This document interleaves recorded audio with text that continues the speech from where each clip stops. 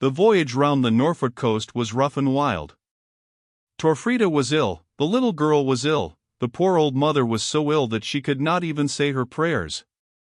Packed uncomfortably under the awning on the poop, Torfrida looked on from beneath it upon the rolling water waste, with a heart full of gloomy forebodings, and a brain whirling with wild fancies. The wreaths of cloud were grey witches, hurrying on with the ship to work her woe. The low red storm dawn was streaked with blood. The water which gurgled all night under the lee was alive with hoarse voices, and again she started from fitful slumber to clasp the child closer to her, or look up for comfort to the sturdy figure of her husband, as he stood, like a tower of strength, steering and commanding, the long night through. Yes, on him she could depend. On his courage, on his skill. And as for his love, had she not that utterly? And what more did woman need? But she was going, she scarce knew whither, and she scarce knew for what. At least, on a fearful adventure, which might have a fearful end. She looked at the fair child, and reproached herself for a moment, at the poor old mother, whining and mumbling, her soft southern heart quite broken by the wild chill northern sea breeze, and reproached herself still more. But was it not her duty? Him she loved, and his she was, and him she must follow, over sea and land, till death, and if possible, beyond death again forever. For his sake she would slave. For his sake she would be strong. If ever there rose in her a homesickness, a regret for leaving Flanders, and much more for that sunnier south where she was born, he at least should never be saddened or weakened by one hint of her sadness and weakness. And so it befell that, by the time they made the coast, she had, as the old chronicler says, altogether conquered all womanly softness. And yet she shuddered at the dreary mud creek into which they ran their ships, at the dreary flats on which they landed shivering, swept over by the keen northeast wind. A lonely land, and within, she knew not what of danger, it might be of hideous death. But she would be strong. And when they were all landed, men, arms, baggage, and had pitched the tents which the wise Hereward had brought with them, she rose up like a queen, and took her little one by the hand, and went among the men, and spoke. Housecarls and mariners! You are following a great captain upon a great adventure. How great he is, you know as well as I. I have given him myself, my wealth, and all I have, and have followed him I know not whither, because I trust him utterly. Men, trust him as I trust him, and follow him to the death. That will we. And, men, I am here among you, a weak woman, trying to be brave for his sake and for yours. Be true to me, too, as I have been true to you. For your sake have I worked hard day and night, for many a year. For you I have baked and brewed and cooked, like any poor churl's wife. Is there a garment on your backs which my hands have not mended? Is there a wound on your limbs which my hands have not salved?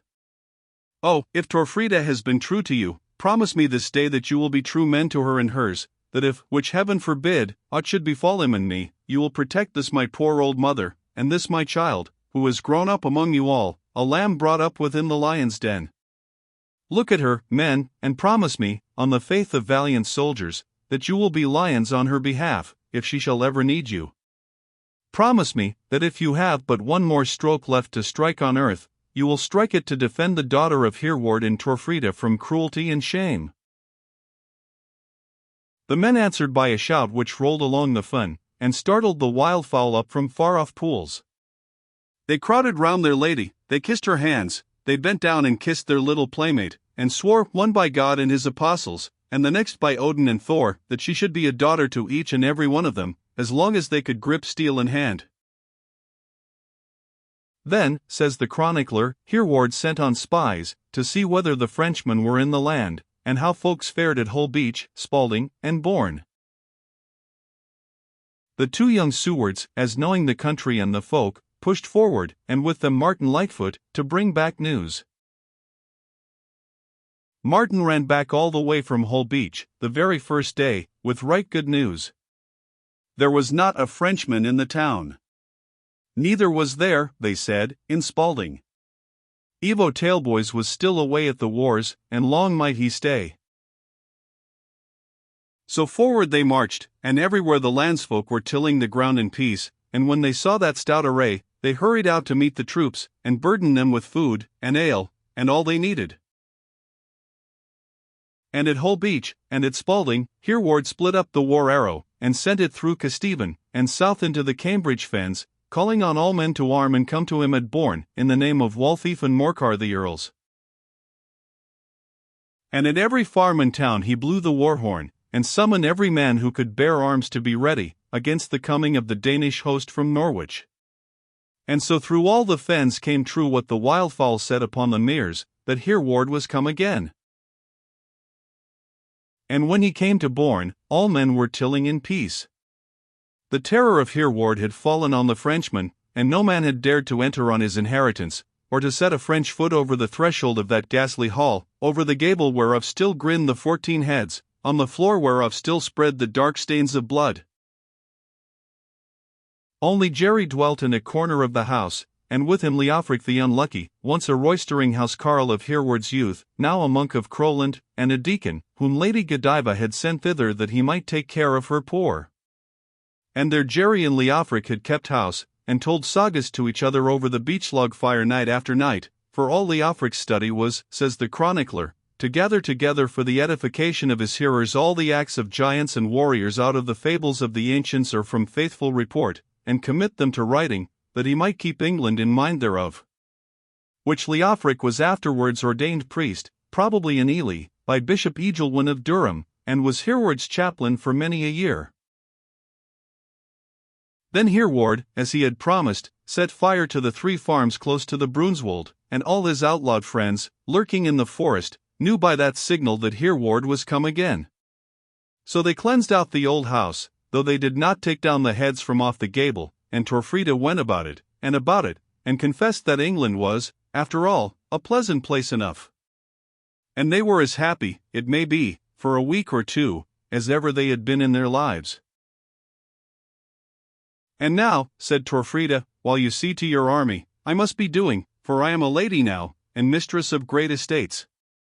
So I must be seeing to the poor.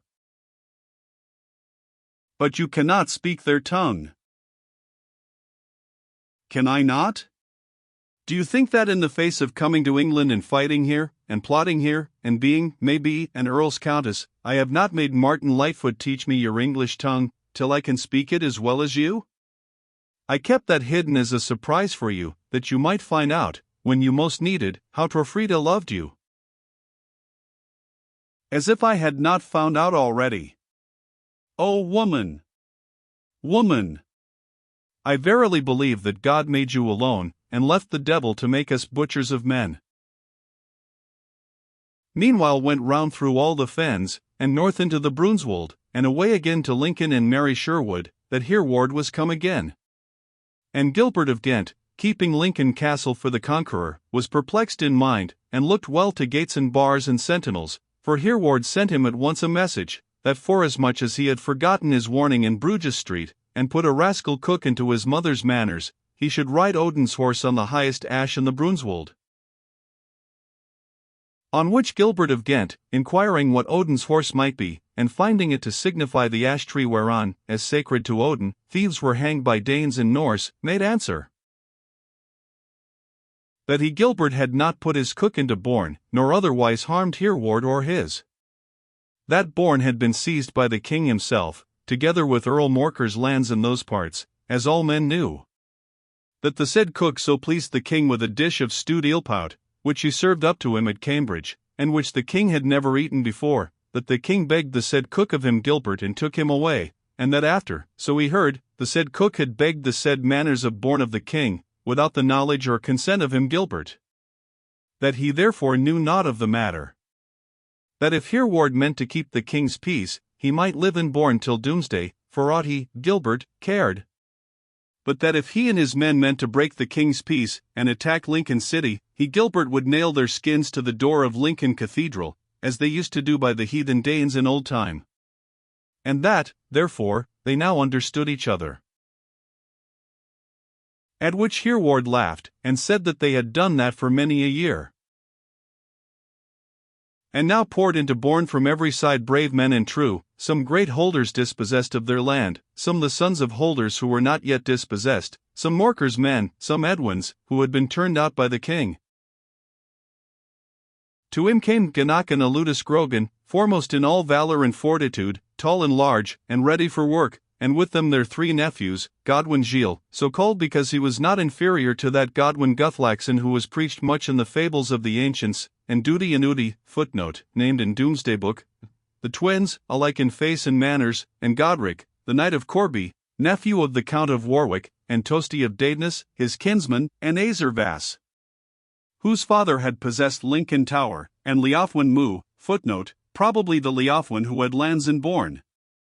That is, the scythe, so called, because when he was mowing all alone, and 20 country folk set on him with pitchforks and javelins, he slew and wounded almost everyone, sweeping his scythe among them as one that moweth, and Luncus the Blackface, so called because he once blackened his face with coal, and came unknown among the enemy, and slew 10 of them with one lance, and Turberton, a great-nephew, surely a mistake, of Earl Edwin, and Leofwin Pratt, perhaps the ancestor of the ancient and honorable house of Pratt of Riston, so called from his prate or craft, because he had oft escaped cunningly when taken by the enemy, having more than once killed his keepers, and the steward of Drayton, and Thurkill the outlaw, Hereward's cook, and Ogre, Hereward's kinsman, and Winter and Linnock, 2 very famous ones, and Ranald, the butler of Ramsey Abbey, he was the standard-bearer, and Wulfric the Black and Wulfric the White, and Hugh the Norman, a priest, and Wolford, his brother, and Tosti and Godwin of Rothwell, and Elson, and Hekel, and Hugh the Breton, who was Hereward's chaplain, and Wishaw, his brother, a magnificent knight, which 2 came with him from Flanders, and so forth, names merely of whom naught is known, save, in a few cases, from Doomsday Book, the manors which they held. But honor to their very names. Honor to the last heroes of the old English race. These valiant gentlemen, with the housecarls whom, more or fewer, they would bring with them, constituted a formidable force, as after years proved well. But having got his men, Hereward's first care was, doubtless, to teach them that art of war of which they, like true Englishmen, knew nothing. The art of war has changed little, if at all, by the introduction of gunpowder. The campaigns of Hannibal and Caesar succeeded by the same tactics as those of Frederick or Wellington, and so, as far as we can judge, did those of the master general of his age, William of Normandy. But of those tactics the English knew nothing. Their armies were little more than tumultuous levies, in which men marched and fought under local leaders, often divided by local jealousies. The commissariats of the armies seem to have been so worthless that they had to plunder friends as well as foes as they went along, and with plunder came every sort of excess, as when the northern men marching down to meet Harold Godwinson, and demand young Edwin as their earl, laid waste, seemingly out of mere brute wantonness, the country round Northampton, which must have been in Edwin's earldom, or at least in that of his brother Morcar.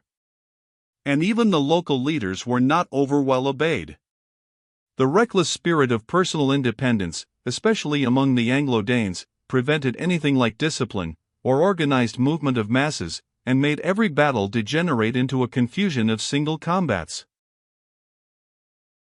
But Hereward had learned that art of war, which enabled the Norman to crush, piecemeal, with inferior numbers, the vast but straggling levies of the English. His men, mostly outlaws and homeless, kept together by the pressure from without, and free from local jealousies, resembled rather an army of professional soldiers than a country posse comitatus. And to the discipline which he instilled into them, to his ability in marching and maneuvering troops, to his care for their food and for their transport, possibly, also, to his training them in that art of fighting on horseback in which the men of Wessex, if not the Anglo-Danes of the East, are said to have been quite unskilled, in short, to all that he had learned, as a mercenary, under Robert the Frisson, and among the highly civilized warriors of Flanders and Normandy, must be attributed the fact that he and his little army defied, for years, the utmost efforts of the Normans, appearing and disappearing with such strange swiftness, and conquering against such strange odds, as enshrouded the guerrilla captain in an atmosphere of myth and wonder, only to be accounted for, in the mind of Normans as well as English, by the supernatural counsels of his sorceress wife. But Hereward grew anxious and more anxious, as days and weeks went on, and yet there was no news of Osbjorn and his Danes at Norwich. Time was precious. He had to march his little army to the Wash, and then transport it by boats, no easy matter, to Lynn in Norfolk, as his nearest point of attack. And as the time went on, Earl Warren and Ralph de Guater would have gathered their forces between him and the Danes, and a landing at Lynn might become impossible. Meanwhile there were bruits of great doings in the north of Lincolnshire. Young Earl Waltheof was said to be there, and Edgar the Atheling with him, but what it portended, no man knew.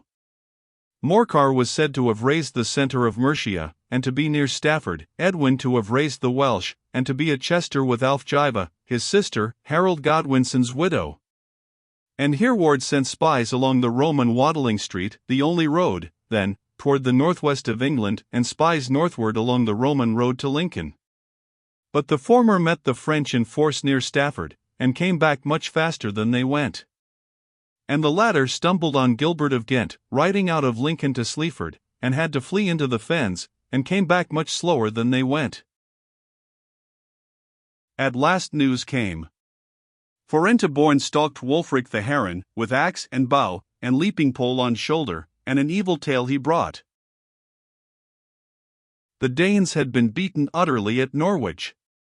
Ralph de Guater and his Frenchmen had fought like lions. They had killed many Danes in the assault on the castle. They had sallied out on them as they recoiled, and driven them into the river, drowning many more.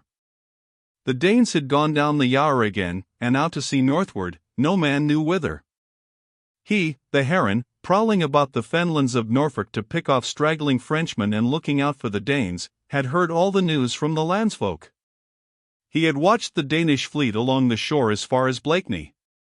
But when they came to the isle, they stood out to sea, right northwest.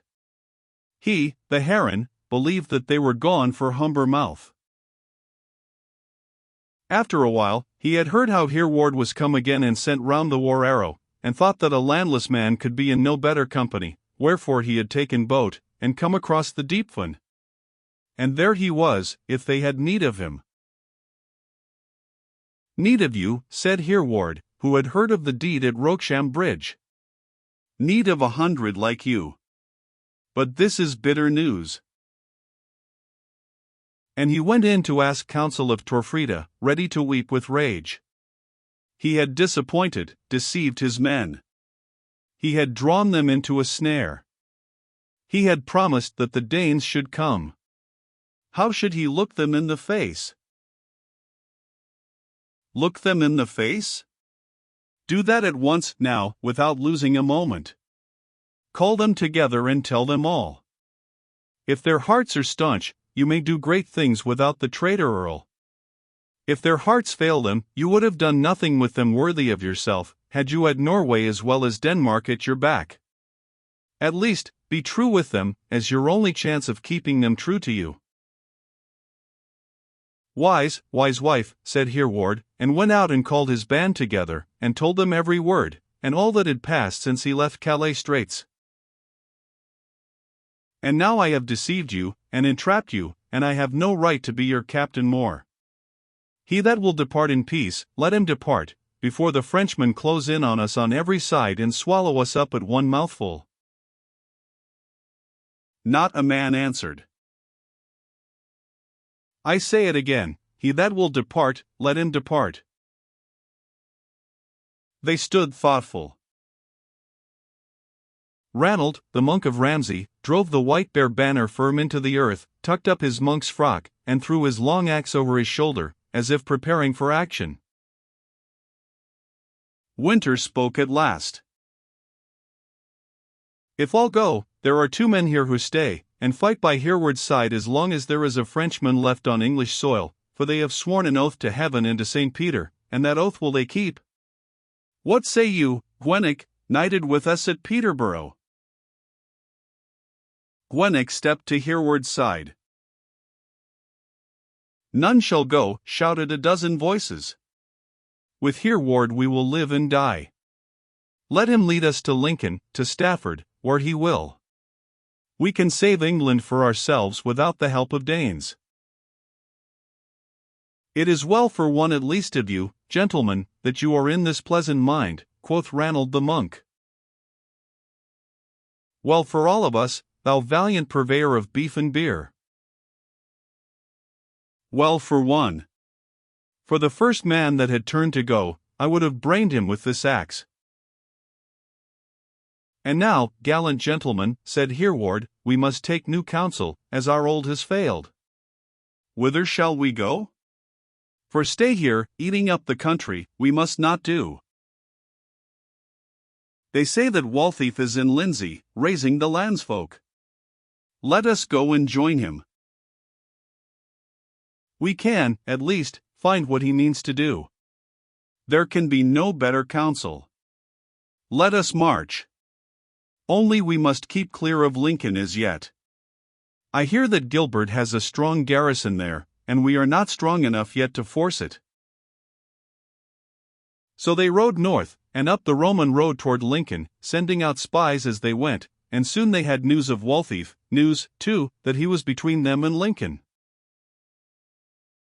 Then the sooner we are with him, the better, for he will find himself in trouble ere long, if old Gilbert gets news of him. So run your best, footmen, for forward we must get. And as they came up the Roman road, they were aware of a great press of men in front of them, and hard fighting toward. Some of the English would have spurred forward at once. But Hereward held them back with loud reproaches. Will you forget all I have told you in the first skirmish, like so many dogs when they see a bull? Keep together for 5 minutes more, the pot will not be cool before we get our sup of it.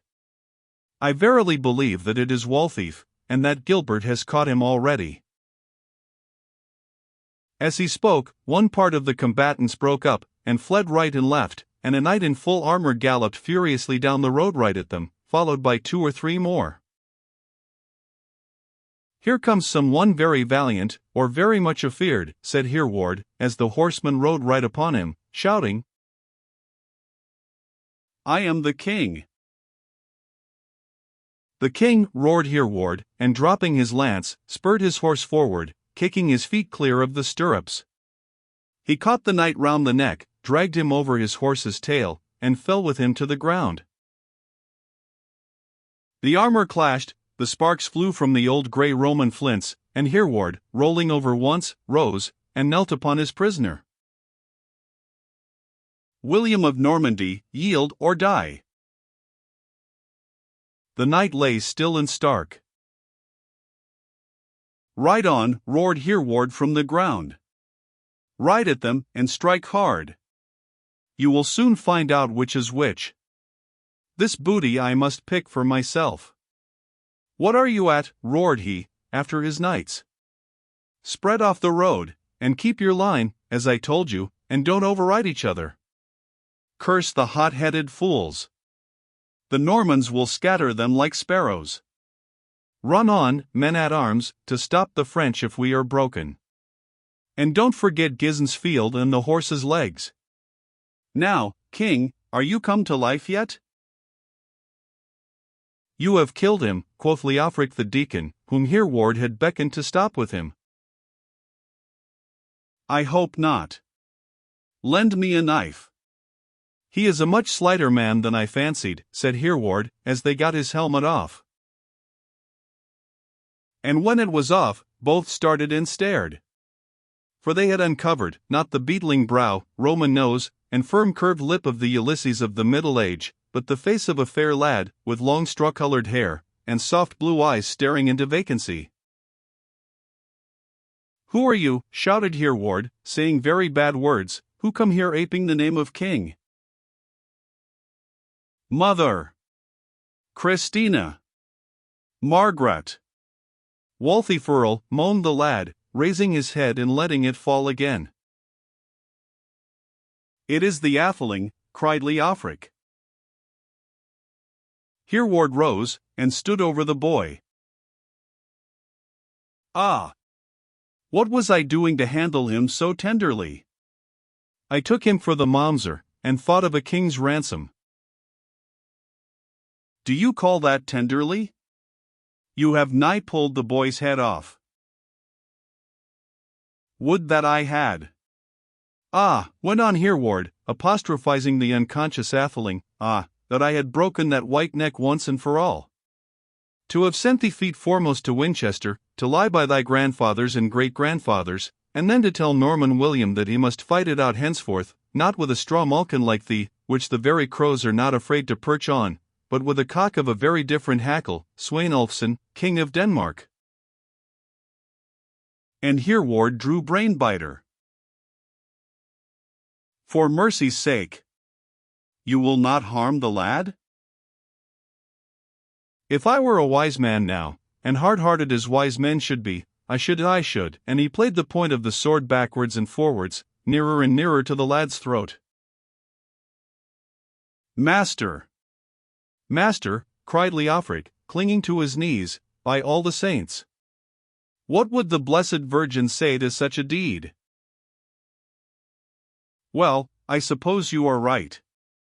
And I fear what my lady at home might say, and we must not do anything to vex her, you know." "Well, let us do it handsomely, if we must do it. Get water somewhere, in his helmet." "No, you need not linger. I will not cut his throat before you come back." Leofric went off in search of water, and Hereward knelt with the atheling's head on his knee, and on his lip a sneer at all things in heaven and earth. To have that lad stand between him and all his projects, and to be forced, for honor's sake, to let him stand. But soon his men returned, seemingly in high glee, and other knights with them. "Hey, lads," said he, "I aimed at the falcon and shot the goose. Here is Edgar Atheling prisoner. Shall we put him to ransom?" "He has no money, and Malcolm of Scotland is much too wise to lend him any," said someone. And some more rough jokes passed. "Do you know, sirs, that he who lies there is your king?" asked a very tall and noble-looking knight. "That do we not," said Hereward, sharply. "There is no king in England this day, as far as I know. And there will be none north of the Watling Street, till he be chosen in full husting, and anointed at York, as well as Winchester or London. We have had one king made for us in the last 40 years, and we intend to make the next ourselves." "And who art thou, who talkest so bold, of king-making? And who art thou, who askest so bold who I am?" "I am Waltheof Siwardson, the Earl, and yon is my army behind me." "And I am Hereward Leofricson, the outlaw, and yon is my army behind me." If the two champions had flown at each other's throats, and their armies had followed their example, simply as dogs fly at each other, they know not why, no one would have been astonished in those unhappy times. But it fell not out upon that wise, for Waltheof, leaping from his horse, pulled off his helmet, and seizing Hereward by both hands, cried, "Blessed is the day which sees again in England Hereward, who is upheld throughout all lands and sees the honor of English chivalry. And blessed is the day in which Hereward meets the head of the house of Seward where he should be, at the head of his own men, in his own earldom. When I saw my friend, thy brother Osbjorn, brought into the camp at Dunsinane with all his wounds in front, I wept a young man's tears, and said, There ends the glory of the White Bear's house. But this day I say, the White Bear's blood is risen from the grave, and Waltheof Siwardson, who with his single axe kept the gate of York against all the army of the French, and who shall keep against them all England, if he will be as wise as he is brave." Was Hereward honest in his words? Hardly so. He wished to be honest.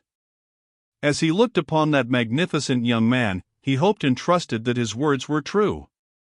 But he gave a second look at the face, and whispered to himself, "Weak, weak. He will be led by priests, perhaps by William himself. I must be courteous, but confide I must not." The men stood round, and looked with admiration on the two most splendid Englishmen then alive. Hereward had taken off his helmet likewise, and the contrast between the two was as striking as the completeness of each of them in his own style of beauty.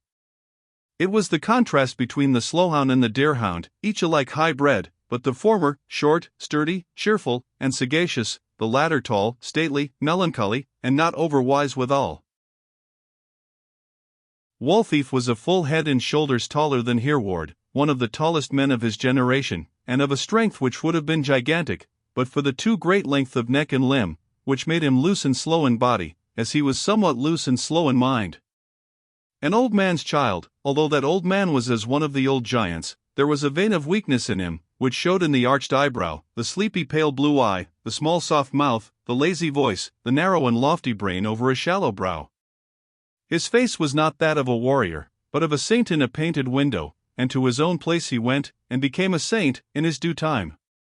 But that he could out-general William, that he could even manage Gospatrick in his intrigues, Hereward expected as little as that his own nephews Edwin and Morcar could do it. "I have to thank you, noble sir," said Waltheof, languidly, "for sending your knights to our rescue when we were really hard bested, I fear much by our own fault. Had they told me whose men they were, I should not have spoken to you so roughly as I fear I did. There is no offense. Let Englishmen speak their minds, as long as English land is above sea. But how did you get into trouble, and with whom?" Waltheof told him how he was going round the country, raising forces in the name of the Atheling, when, as they were straggling along the Roman road, Gilbert of Ghent had dashed out on them from a wood, cut their line in two, driven Waltheof one way, and the Atheling another, and that the Atheling had only escaped by riding, as they saw, for his life. "Well done, old Gilbert," laughed Hereward. "You must beware, my lord Earl, how you venture within reach of that old bear's paw." "Bear? By the by, Sir Hereward," asked Waltheof, whose thoughts ran loosely right and left, "why is it that you carry the white bear on your banner?" "Do you not know? Your house ought to have a blood feud against me. I slew your great-uncle, or cousin, or some other kinsman, at Gilbert's house in Scotland long ago, and since then I sleep on his skin every night, and carry his picture in my banner all day." "Blood feuds are solemn things," said Waltheof, frowning. "Carl killed my grandfather Aldred at the Battle of Setrington, and his 4 sons are with the army at York now. For the love of all saints and of England, do not think of avenging that. Every man must now put away old grudges, and remember that he has but one foe, William and his Frenchmen." "Very nobly spoken. But those sons of Carl, and I think you said you had killed a kinsman of mine?" "It was a bear, Lord Earl, a great white bear." "Cannot you understand a jest? Or are you going to take up the quarrels of all white bears that are slain between here and Iceland? You will end by burning Crowland Minster then, for there are 12 of your kinsmen's skins there, which Canute gave 40 years ago." "Burn Crowland Minster? Saint Guthlac and all saints forbid," said Waltheof, crossing himself devoutly. "Are you a monkmonger into the bargain, as well as a dolt? A bad prospect for us, if you are," said Hereward to himself. "Ah, my dear Lord King," said Waltheof, "and you are recovering?" "Somewhat," said the lad, sitting up, "under the care of this kind knight." "He is a monk, Sir Atheling, and not a knight," said Hereward. "Our fenman can wear a mail shirt as easily as a frock, and handle a twybill as neatly as a breviary." Waltheof shook his head. "It is contrary to the canons of Holy Church." "So are many things that are done in England just now. Need has no master. Now, Sir Earl and Sir Atheling, what are you going to do?" Neither of them, it seemed, very well knew. They would go to York if they could get there, and join Gospatrick in Marlswain. And certainly it was the most reasonable thing to be done. "But if you mean to get to York, you must march after another fashion than this," said Hereward. "See, Sir Earl, why you were broken by Gilbert, and why you will be broken again, if this order holds. If you march your men along one of these old Roman streets, by St. Mary. These Romans had more wits than we, for we have spoilt the roads they left us, and never made a new one of our own. They were heathens and enchanters, and Walthief crossed himself and conquered the world. Well, if you march along one of these streets, you must ride as I rode, when I came up to you. You must not let your knights go first, and your men-at-arms straggle after in a tail a mile long, like a scratch pack of hounds, all sizes but except each other's. You must keep your footmen on the high street, and make your knights ride in two bodies, right and left, upon the wold, to protect their flanks and baggage. But the knights won't. As gentlemen, they have a right to the best ground. Then they may go to whither they will go, if the French come upon them. If they are on the flanks, and you are attacked, then they can charge in right and left on the enemy's flank, while the footmen make a stand to cover the wagons. Yes, that is very good. I believe that is your French fashion? It is the fashion of common sense, like all things which succeed. But, you see, the knights would not submit to ride in the mire. Then you must make them. What else have they horses for, while honester men than they trudge on foot? Make them, said Walthief, with a shrug and a smile. They are all free gentlemen, like ourselves. And, like ourselves, will come to utter ruin, because every one of them must needs go his own way.